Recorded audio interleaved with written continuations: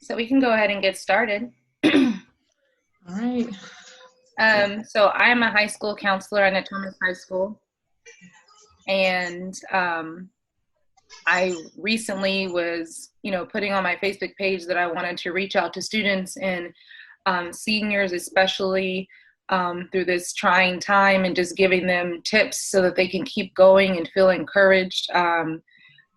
There are lots of scholarships still out there, and money to be excuse me, money to be applied for, as far as, or money to be received, because there's millions of dollars of scholarship that go untouched every year. And so when I put that out there, Asia reached out to me, and she gives really good tips and already helps students with tutoring them and helping them write their essays. So we decided to come together so that we could give tips, and then she could share what she, the knowledge that she has, and I can add in. But we wanted to definitely reach out to our students because we know that it's needed. And then we decided to be specific with, how to share your story, because we know that is the most difficult part sometimes, is when you get to the essay portion where it's, get to the portion of the application where it's writing your Mhm. essay. Like, okay, well, what do I do? What do I write about? What if I Mhm. don't have any fancy background? What if I didn't do sports? What if I, my grades aren't that good? Or what if I didn't do community service? What am I going to write about?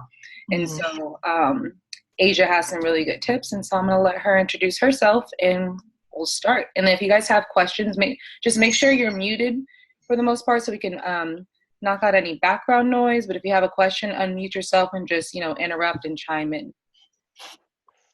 All right. Hey, everyone. My name is Asia Mapp. I am an fifth and sixth grade school teacher at Fairbanks Elementary. Um, I tutor and I help students either write their essays with reading, writing, comprehension, or obviously, depending if you're in college, for parents or adults that need extra assistance, I'll write their papers for them. But as Maya was saying, I'm happy to be here and share some tips. I understand that some students, they do struggle with putting together their essays for scholarships or even their personal statements. So I'd like to go ahead and just share some information on that. I'm going to get ready to share my screen with you in just a moment. One moment. Okay.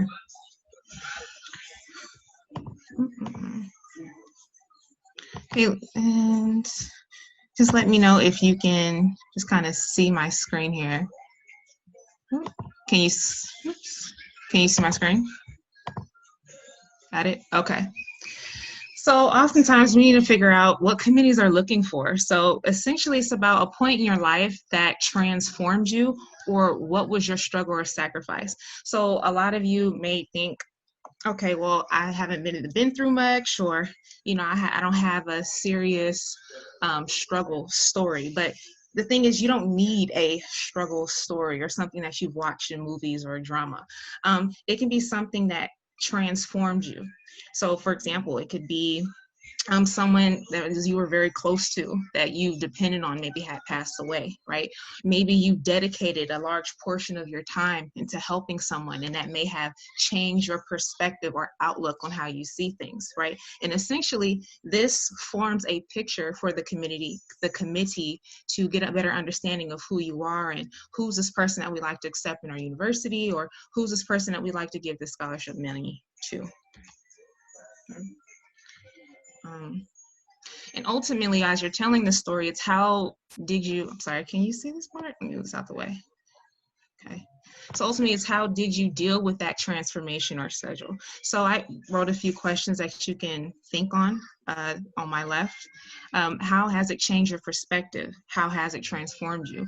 How did you overcome that difficult time? Or are you still struggling with it? How are you dealing with it? So it's not a matter of, they're expecting you to have this fairy tale story and, oh, I made it, this is where I'm at, but more so, what in the story that has given you this newfound perspective, what positive outlook has it given you? So while you're responding, your answer should be insightful, social measure of growth that you've undergone through that particular transformation or struggle, and overall, just overall positive outlook. Again, they're trying to figure out exactly who you are, and by telling your story, you're letting them know that. Okay. So here, this might be familiar to some of you. So this is definitely familiar to me. I use the Brainstorm web for my students when they're writing. And Brainstorm webs, they're essentially we can use for any given subject.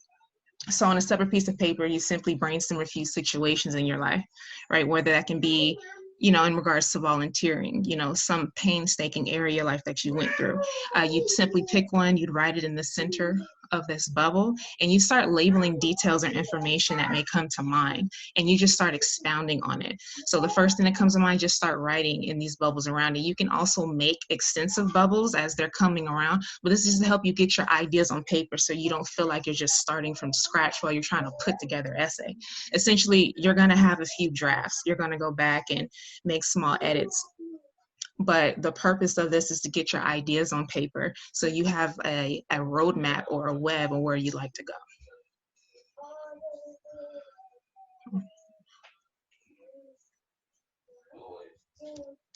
Oops. Let me go back. Sorry about that. Okay. So this is the formula that I use or that I've shown some of my kids. So I like to use the 5 W's or 5 senses when I'm writing my personal statement or scholarship essay. So for 5 W's, who, what, when, where, and why, and our 5 senses, sight, touch, taste, smell, and hear, right? So I took a paragraph from my personal statement. This is the first paragraph of my personal statement that I wrote when I applied to grad school. So I wanted to read that and just kind of break down, give an idea of where I was going with this so you can apply it and maybe just think about where you'd like to go for yours. So in 2014, I realized a life ambition. So for the first time, I was helping children and adults realize their full potential through one-on-one tutoring, all while working at Aristotle Preparatory Academy. Although working with children in the classroom is nice, it was nothing compared to being my own boss outside of my normal work schedule. I realized my strengths and what I enjoyed doing, so I wanted to gather some information on how I could contract my services through the school. So in this example, as I use the 5 W's and 5 senses, right? Here, my first sentence, in 2014, I realized a life ambition for the first time. I'm letting them know I've come to this sense of awareness, right? This self-discovery about myself and who I am, right? And through this, I'm telling a story. I'm giving them when this took place. I give them the year, okay? I'm letting them know what this transformation was, and I'm being specific about what it was I was doing. I was helping children and adults realize their potential through one-on-one tutoring, and I also let them know what I was doing around that time. So I'm giving a little background information about who I am and what I was doing. I go on to say, although working with children in the classroom was nice, it was nothing compared to being my boss outside the normal classroom schedule. So again, I'm giving them more insight about who I am. I'm letting them know that working with kids is nice. I obviously like working with kids, but I'm realizing that there's something more in me that I like to explore, that I like to, touch on. I also pinpoint my strengths. I realize my strengths and what I enjoy doing, and I'm also letting them know that, hey, this is where my thinking was taking place at and where I was headed. I wanted to gather some information on how I could contract my services through the school. Okay, and so this through here is just giving them a picture of not only who I am, but some characteristics, right? What I was doing around this time in this year, or what I was thinking about prior to applying for school. So I'm getting ready to transition and go into my story. So this here was just an example. It's trying to break down how I would either use 5 W's or senses, and how you essentially can give them a picture of who you are.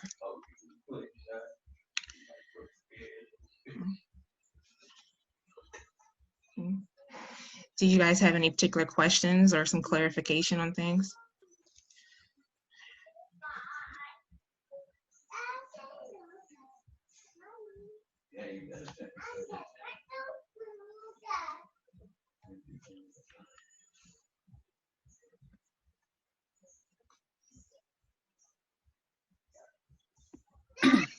I don't have any questions, Asia, but I think that is really awesome. I love how you put the PowerPoint together and it's visual, and students can, see this later on, or parents can share this with their students. They also have a point of reference that they can go back to if they weren't necessarily taking notes right now, or when their parents watched it. And then I like how you just broke down your formula and attach the who, what, when, where, and why to each sentence or in your, your own personal statement. Because again, that's where students get lost is, how do I grab my reader's attention? How do I even start the sentence off, or start the paragraph off? Even your web, that's helpful too, because finding, like you said, the struggle point where they put the information and they then go all around and figure out more points that make their main topic help support it, and then being able to put that, show an example and put that into the first paragraph, and then that helps them just build upon that. Because once you get that first paragraph started, then it's easy to just write, and then you go back and you start, kind of trimming it up and cleaning things up and taking things out that aren't as important, because you don't want much fluff and you don't want too much where it's just like, okay, now this is boring, you've drug it on. You want to make sure that you're sticking to the point. And so I think this is really good feedback, good pointers for students, because even though it's, it's already April, it's still not too late to apply for these scholarships. Yes, it's too late for most universities and colleges. Some have some spring admissions, but it's too late for the most part for them. But there's still scholarships that I've been posting that people are sending me. Every time someone sends it to me, I'll post it to my Facebook page so students can apply, because they have till May 30th to apply. They have till June 1st to apply. So you still need some good tips. And maybe you applied for scholarships in the past, but you didn't have these tips to apply. And now that you have them, maybe you'll start winning some of these scholarships because they chose somebody else because you weren't doing the things that you're showing and pointing out right now. Right, agreed. And it just goes from, you've had those students, or you as a counselor, you might have seen students, they've come in maybe with their paper. So I remember some counselors, they were able to assist students with either just outlining or helping them with their scholarships. You might have seen where a student might say, I love football and I was a leader on the team, but there's no background information. It's like you're, telling a story, and a lot of you can relate. You talk to your friends all the time, right? You might tell them, oh yeah, I went to the mall and I bought this purse. But there are other things that might have happened when you went to the mall, okay? You might have saw someone trip and fall, right, on your way to Macy's, right? And so it's all these details that count, that paint a picture. You're pretty much painting a picture as if someone is there, as if someone has known you for the last few years. So I could have said, I like kids and I enjoy working with them, but I've painted a picture where me adding, okay, who am I talking about, right? What am I talking about? When did this take place? Okay, where was I, while I was going through this transformation or struggle? What was happening around me, right? Why, did I come to this resolution, right, about myself? So it's all those little details. So, and if you are someone that is having some issues putting some things together, just be patient, because it is a step-by-step process, right? Nothing is easily writing a one-page essay for a scholarship. That's just obviously probably not the first thing you're going to submit in. You're going to have to go back, make revisions and review, and it just takes time is all. But hopefully this is just helpful for you as you are applying for those scholarships for writing your personal statement. Do you know off the top of your head when an application requires you to write a 1,200 word essay or 1,500 word essay, what is that in paragraph or in pages? I know sometimes students can get discouraged because they're like, oh, 1,200 words, that is so much, but really it may not be that much. Honestly, it's not a lot. For the most part, these words, it'll range from 1 to 2 pages. Sometimes depending, it'll say 3. I mean, you could easily type in, like right now on my phone, 1,200 word essay, and it gives you an idea. Oops, 1,200 word essay length, one moment. So 1,200 word count will create 2.4 pages single space or 4.8 pages double space. So single space ideally, okay, with your margins and everything in place, 2 pages, 2.5 pages, 2 to 3 pages. So the word count, don't get overwhelmed by the word count. Just simply go to Google, type it in, right? And then it's going to tell you, you'll feel like, oh, okay, just 2 pages, right? Right. They don't have time to, read a 7-page personal statement or scholarship essay, right? They wouldn't do that to students who are applying for some money or turning in their personal statement. Just enough so that you can tell your story and they get to know you. What would you, what are some, I guess, some pointers that you would say that, not necessarily pointers, what am I trying to say? What are some do's and don'ts when writing an essay besides, the formulas that you're talking about? Mm-hmm. What have you seen some students do that you're like, oh, this is, I wouldn't put that on my application? Or mm-hmm. You saw some, students that, oh, this was really good, right. A good example, besides, yourself and what you put on here. Right. That's a good question. It's a good point. So what I notice students will do when they're writing, they like to announce when they're either getting ready to start in their paper, or they like to announce what they're getting ready to talk about, or they like to announce when they're done. So for example, at the end, let's say you're closing, and that's all I have to say, things like that. Or I'm going to talk about my such and such, and then you begin to talk about it, right? Again, when you're talking to someone, your friend or a stranger, and you're telling them a story, that's not how you would talk, right? You're not going to tell your friend, okay, I'm getting ready to tell you about how I tripped on my way out to class, right? You're just going to tell them the story about how it happens, right? And thus a reaction usually proceeds after that, whether you're laughing or you just have this picture of that individual doing that. So same thing with writing, right? You're not going to tell the reader what you're getting ready to talk about or let them know that you're finished. When you're writing, we're going to know when you're finished, right? Just like you read a book, when the chapter is over, right? When the chapter is beginning in a book. So you don't need to state exactly when you're going to start and when you're ending. Another one that sticks out to me is, it's a good question.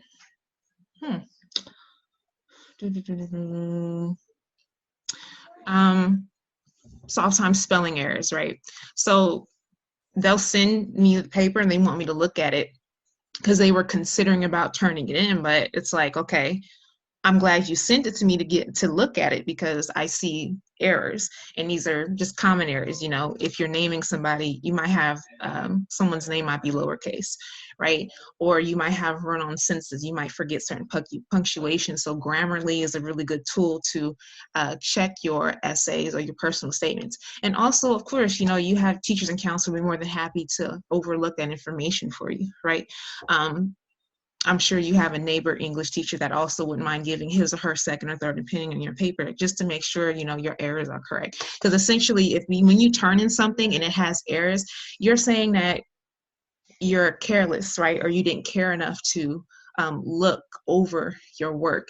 And so that's reflective of your personality. Maybe your story is good, but when you have either a lot of errors or maybe you didn't follow instructions in the prompt, you're pretty much letting people know, so far as your personality, that you might not care or that you're careless, if that makes sense. You may be someone that does care, but it's just, again, they don't know you, they haven't met you, and looking at that you just give off that impression. Got it. How would you, or what type of keywords or key phrases would you suggest for a student to finish their essay strongly? Like instead of saying in conclusion or I'm going to finish now, or, now I'm going to end my in my essay, like you're saying, you don't want to announce what you're going to do.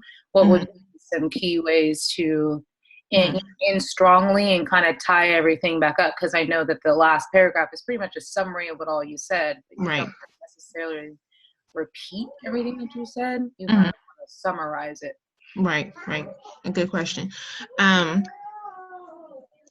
So for summaries, I like to tell the students that, let me see, for that paragraph, it's almost like you're focusing that paragraph on either that particular scholarship or that particular school. Why would this school or this scholarship be very important to you. It's like you're tailoring that paragraph to that specific school, or you're tailoring that paragraph to that specific scholarship board or committee. The university of such and such would be advantageous to my endeavors because, right, let's say you already know your major, right? And you obviously probably looked at the school. So I would assume that you've probably looked at the faculty there, right? And usually when you go on universities or colleges sites, not only do you see pictures of faculty, but you see their CV. There's a brief introduction of who they are, right? What they specialize in, what they focus in. And oftentimes what you can do is click on the information and you're able to read a few things that interest you, or that might that coincides with your interests or what you would like to pursue at a university or college, right? So what that does, you're starting to have a better idea, or you're having a better understanding of who this professor is, right? So in that paragraph, you're simply stating, maybe certain professors, for example, that you might want to work with because they discuss or talk about X, Y, and Z that you're interested in. And to me, that lets colleges and universities know, for example, that you're attentive, right? That you took the time out to not only just research a school, but you've researched our, exceptional faculty. You took the time to see, how they can benefit you, and who you would like to work with to, expound on those interests, or expound on that career field. So that's the number one thing that I recommend, or I like to tell students is, hey, take a look and use that into your advantage. Just take some time. And you'd be surprised. And quite frankly, you'd be surprised when you go to the university, you might actually work with that particular professor in your field. You might take that class, you guys build that relationship.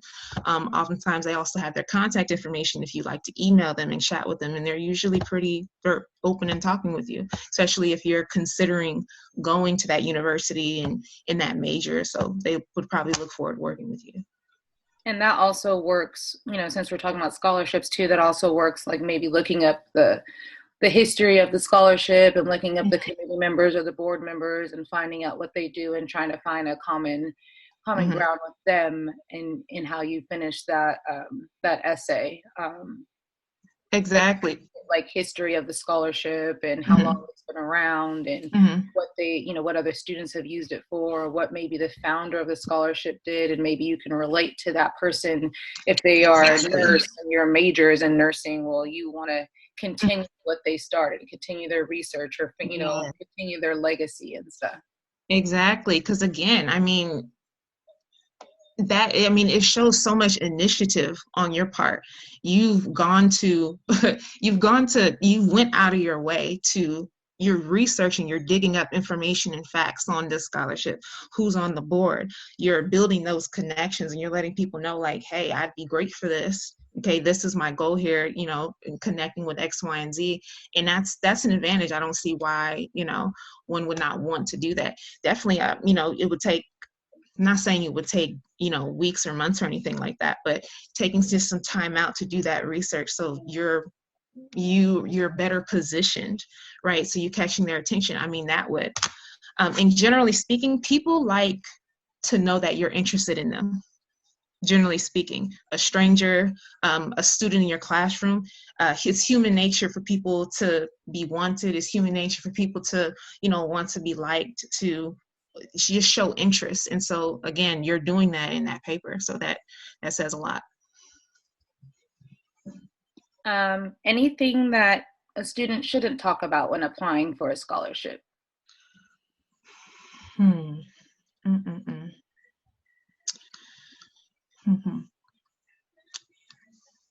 So I'd say so making an outline just keeps your thoughts focused, right?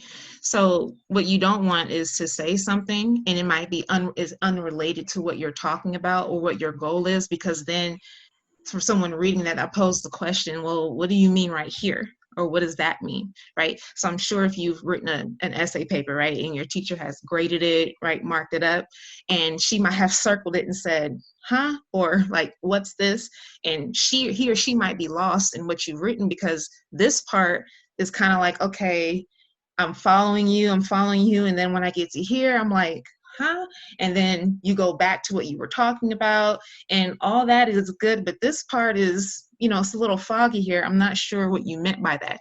So now it poses the question of, you know, okay, did you look over it? Do you know what you're talking about necessarily, right? And as far as I'm concerned, you talking about yourself, you're the expert on yourself, right? This is not a topic that you had to draw in a hat and you're researching and putting a whole bunch of different scholarly essays together and things like that. You're the expert on yourself. So you're presenting yourself as if, hey, this is who I am. I'm telling you my story, and nobody knows your story, and can't nobody tell your story in the way that you can. So that's what they're looking for. So I say, make sure everything is just flowing together. Your paragraphs are, you have your topic sentence and they're just all flowing together. You don't want to, like in this paragraph, if I'm talking about, me teaching and I go on here, I don't want to go left field and talk about, how I used to want to be, I don't know, like a hairstylist, talk about me being a hairstylist, but I'm not tying it back to my purpose, right? I'm not saying that you can't step out a little bit, as long as you bring it back. So in, I think, my second or third paragraph, I talk about, my dad, passing away, right? And I talked about what that did for me. However, my point or my bottom line, I always brought it back to my point or bottom line, right? So it's like you're having a conversation and you say something, but you're making it a point, right? Just have it circle back around to what is it that you're saying, but not, go off in a tangent and just leave it a little unknown, right? You don't want them to be confused about what you're saying.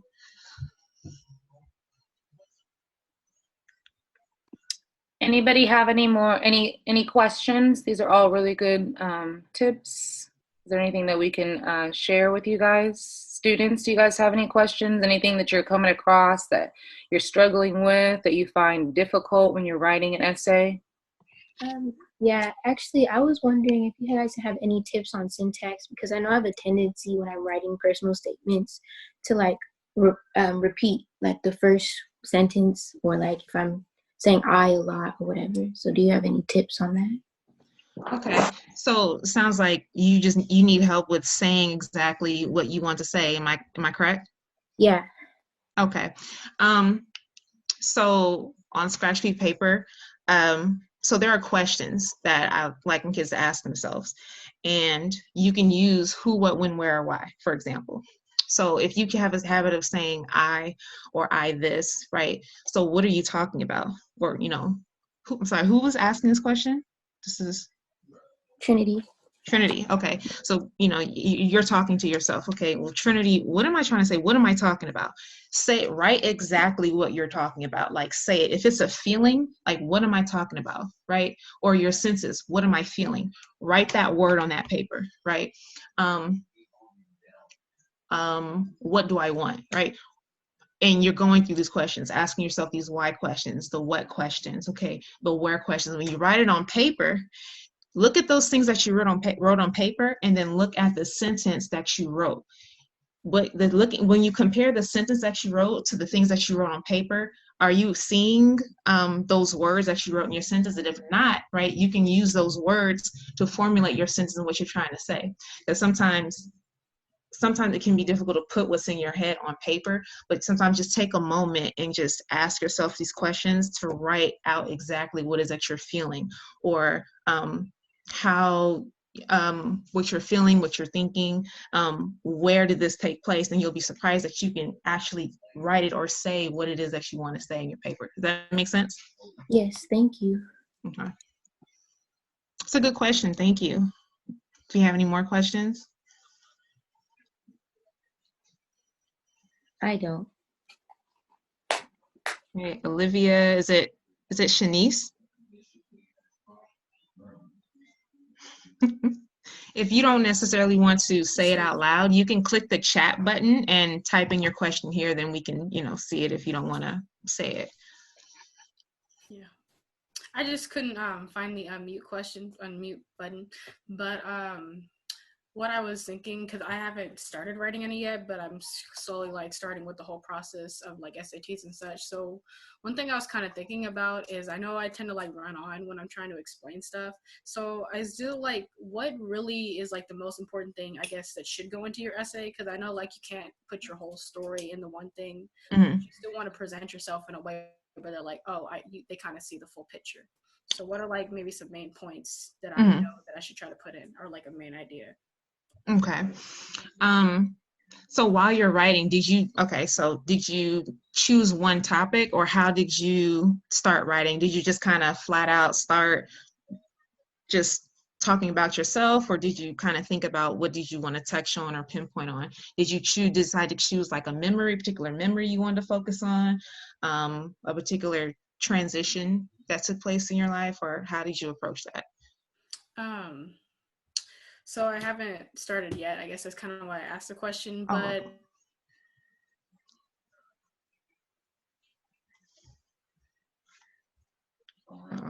Your connection got frozen. Okay, I was like, Shanice, are you there? Do you need to log back in?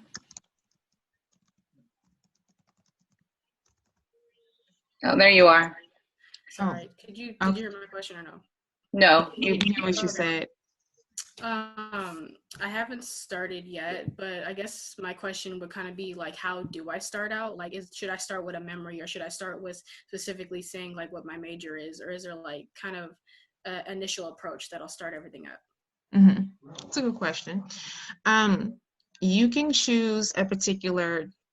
Memories, I find memories to be simpler, easier, because you obviously remember them. Something that kind of ignited some sort of excitement, or something that was painstaking, you usually obviously remember those in detail, right? You can remember how you felt, where you were, right? Who was around, right? And those memories, they tend to stick with you or last with you over time. So as you grow, your outlook and opinions on those, they'll start to develop too. So I would choose a particular memory, right?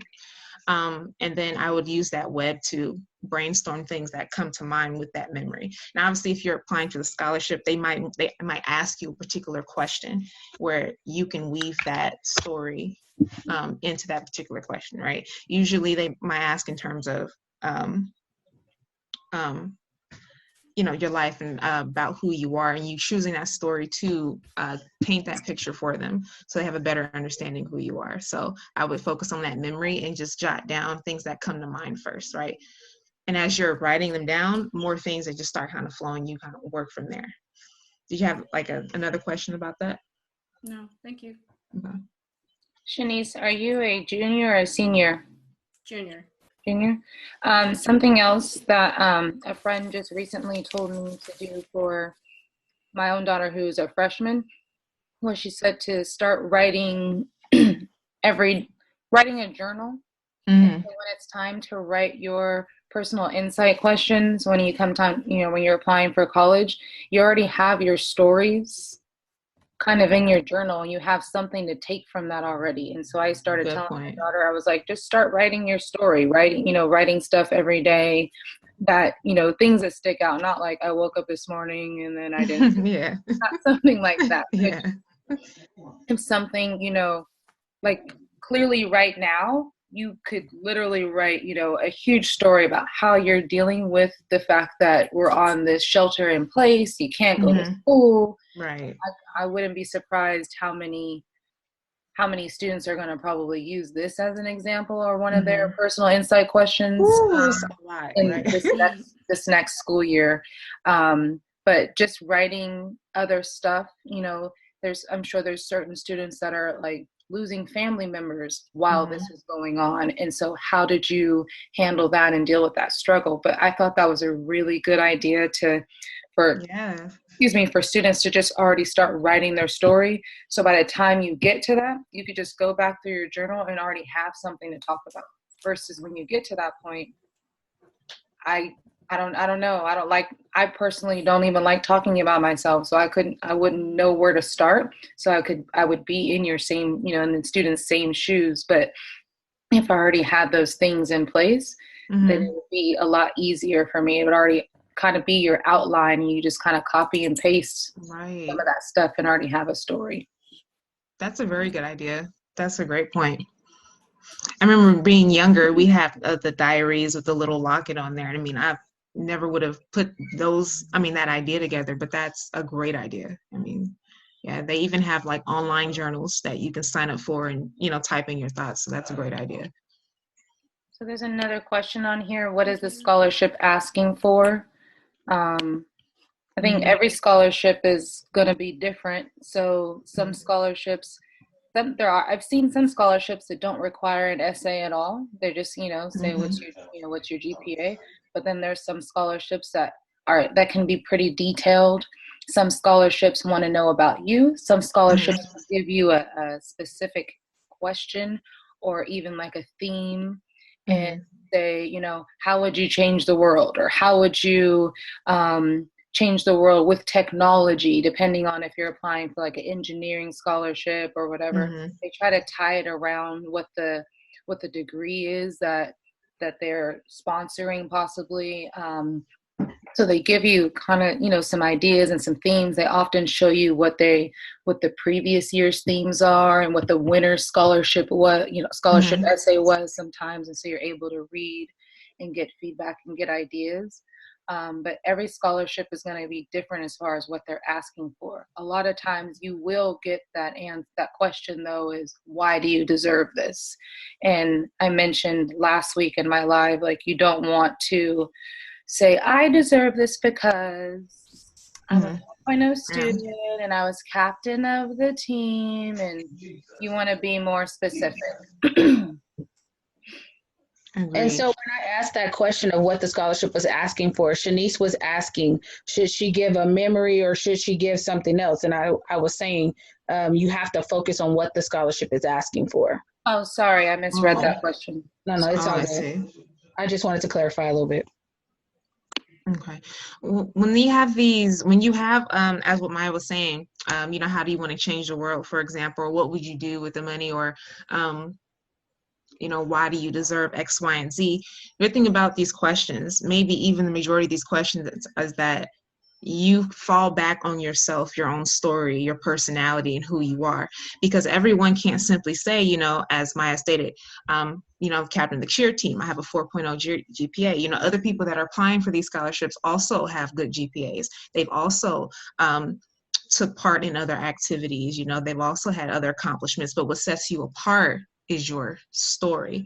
So, you choose by you choosing a memory or just outlining how you want to get your story across, the things that you want to say, it sets you apart, not more so your GPA or the basic scholarship requirements, because obviously all the people who are applying have those basic scholarship requirements. So it's definitely your story is what is going to help you answer that question, because again, they want to know who you are. Hi, I'm Michaela. I am the president of the LP Football Program. Sharina, are you guys talking? I saw you unmuted, but I can't hear anything. Can you hear me? Oh, there you are. Yes. Here, let me move it closer to her. I saw her mouth moving, but I didn't. There was Hi, I'm Michaela. I'm the president of the GOAT program. I want to invite everybody here today to the GOAT program. That's gonna start at 1. Yeah. And I have gotten into 75 schools with over $900,000 in academic scholarships. Awesome.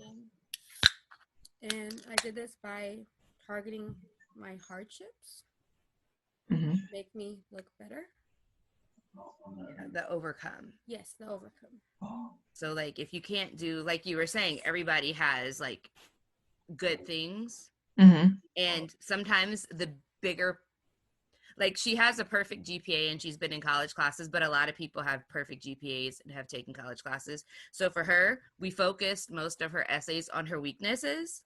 And then we focused on what she did to overcome the weaknesses. And then we threw in those positives to show, yeah, I did all this, but it wasn't easy. And that's kind of what made her stand out, especially for the schools that on paper she kind of had no business getting into. But they accepted her because the hardship story, and they gave her scholarships because the hardship story is so important. to understand like this is a journey, and I didn't start off, impeccable. Right. Okay. I have a question. So a friend of mine, her daughter is a senior this year, and she was struggling because she didn't have any hardships. She didn't have anything really to talk about that was, to really add to her story, to really set her apart. And so what would you suggest for a student that doesn't, that kind of has had everything, pretty easy and not had any difficulties growing up or whatever? Kids aren't always like what you think they are. Mm-hmm. Like in theory, like Michaela comes from a 2-parent household, we grew up in Elk Grove, Mm-hmm. Things are pretty great, but like she had difficulty reading when she was really young. Mm-hmm. So that happened late for her. She doesn't really like people. So for her saying, I'm serving as president of the Black Youth Leadership Ambassador Program, even though I'm an extreme introvert, because I want to give back to my community. That's like, that. And then, she has a sibling who has difficulties because, her brother is severely on spectrum. So being a part of his community is also a hardship for her because special needs siblings give a lot. So really, it's just about a self-analysis, because we look so much and we're told so much to always look at the positive that when we overcome things, we don't give ourselves credit for overcoming them. Absolutely. So everyone's had to overcome something. So it's just really important to acknowledge that, like, I went through this and I made it, and other people didn't make it. And especially when you come from Black families of privilege, where it's like, oh, you're supposed to do this. We really don't see what we overcome, because it's like, look, this is my job. Like, for example, I didn't know college was an option till I was in college. And I was like, wait a minute, you didn't have to come. I thought you had to go to college to be a grown-up. So it's kind of one of those, ongoing processes. And then the thing that you said about the having a journal, we give all of our kids planners that have a journal built in, so that when they're doing their daily planning, they can do their daily gratitude and their daily struggles in one place. So that is an amazing, amazing idea. Having a planner, just because having a place to kind of dump your thoughts is huge. Yeah. I think also some students, as they're enrolling, they're not thinking in terms of, well, the college essentially I'm the college's investment. So yeah, you may be paying either the money to attend there, but they want you to stay here. So in the event that you are going to be experiencing some hardships, essentially, what is it within you that can withstand that to, finish your degree here, that, you can be a part of our community or family here. So in your story, you're showing your tenacity, your perseverance, your grit, your creativity, whatever that is that, could be beneficial to the university.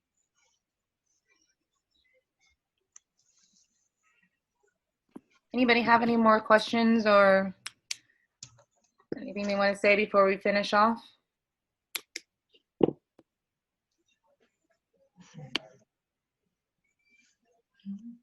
Unmute yourself, honey. We can't hear you. Unmute yourself. Olivia, were you talking? Okay, can you hear me now? Yeah. Okay, so right now it's hard to get in contact with teachers because of like coronavirus, and no scholarships are asking for letters of rec. So how do you, what's your advice on that? Good question. If you write it for me and send it to me, I will put it on letterhead and send it right back. What was that? If you write it and send it to me, I will put it on Black Youth Leadership Project letterhead and send it right back to you. Like send the scholarship to you? No. We'll send you a letter of recommendation. Write your own letter of recommendation and then send it to Miss Lorene, and she'll put it on the letterhead and send it back to you. So it's lpryor@bylp.com. What was it? L Pryor. I'll put it in the chat. Okay, thank you. Also, for those of you who are not seniors, do make sure that you are getting your letters of recommendation for next year now. Like, those should have been done, because for your teachers, even if we were in school and on regular school mode, this is the most hectic time of the year for your teachers. They're getting ready for seniors, graduation, grades. They don't have time to write you a letter in April. So for future reference, you should have your letters for anyone who's graduating in 2021. You should have all of those letters in pocket by the end of June at the latest, but you should have put in the request for your teachers in February, March to make sure you have them in time for the next year's school cycle. Because the first cycle of college tours and college recruitment and college fairs starts in August. So you don't want to ask your teachers in August why they're trying to get their classrooms started, because they may or may not have time to get it done. And to piggyback on what you're saying, also, most of your school counselors should have something called a brag sheet, where you fill out the sheet and you put down all of your information about you, what extracurricular activities you're doing, what community service you do outside of school, if you're an athlete, classes you're taking, if you're taking anything, if you're taking college classes outside of school, and then you turn that into your teachers so that they can write a really detailed letter about you, and they're not just writing letters based off of what they know about you from just being in their class, because sometimes they're going to say, well, what do you do? So your counselors should have a brag sheet. If not, you can probably Google one, or I can get one to you. You can also reach out to your counselor, Olivia. If you need more than one letter of rec, you can reach out to your school counselor. They should be able to get you a letter. If you've done any community service, if you go to church and you do anything at your church, you can get a letter of recommendation from just pretty much any adult that you've worked with. It just doesn't have to be letters of rec from a teacher. And we've found that the non-teacher, non-counselor recommendations are the most valuable. Yes. Because your teachers kind of are supposed to write them, so are your counselors. They're all required, so almost everyone has them. But if you have a really strong community service log, partnered with those letters, those are the ones that are often, because everyone doesn't have them. It also shows that you are not just that you're working in the community or you're giving back. So that you are that you're working with someone like a pastor or something, and they can speak to your character. And like Sharina was saying, it's not just from your teacher who automatically knows you because they're in their class. That's a really good question, Olivia. Anybody else?